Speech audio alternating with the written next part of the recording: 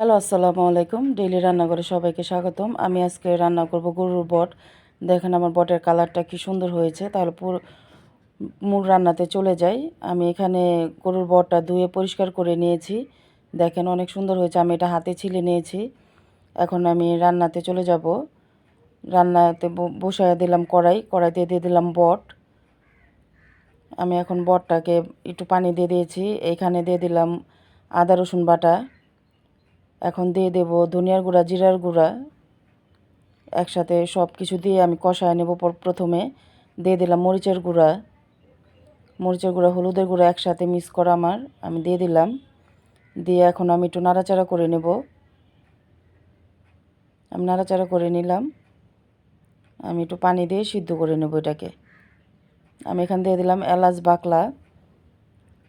এখন আমার বটটা বলক উঠে গেছে। আমি এখানে দিয়ে দিয়েছি কিছুটা কাঁচামরিচ, দিয়ে আবার একটু নাড়াচাড়া করে নেব। আর আমি এখানে একটা আলু দিয়েছি। বটের সাথে আলুটা ভাজা ভাজা হলে ভালোই লাগে খেতে। আমার বটের পানিটা প্রায় শুকিয়ে গেছে, আর একটু হবে। পুরো শুকনো করে ফেলবো আমি এটা।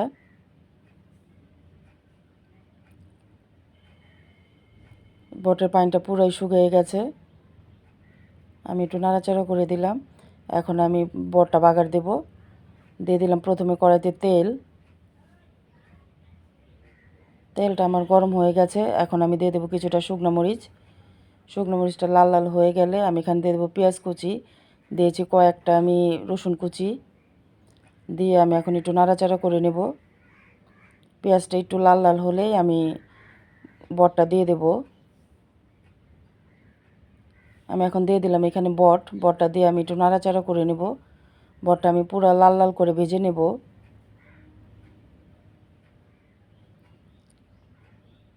আমি আবার একটু নাড়াচাড়া করে দিলাম। বটটা ভাজা ভাজা করে খেলে ভালো লাগে, লাল লাল হলে।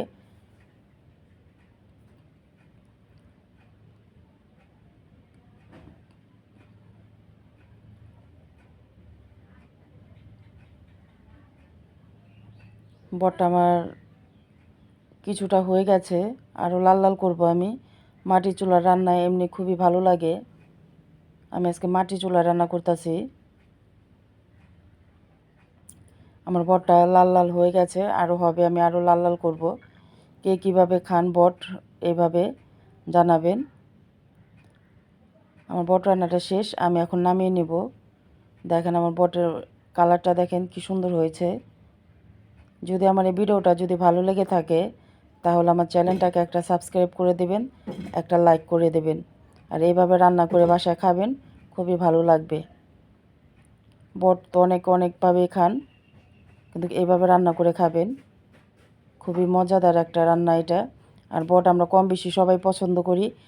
পরিষ্কার করি না বলে খাই না, কিন্তু পরিষ্কার করে খেয়ে দেখবেন, খুবই ভালো লাগবে। আজকের মতন ভিডিওটা আমি এখানে শেষ করলাম। আল্লাহ হাফেজ।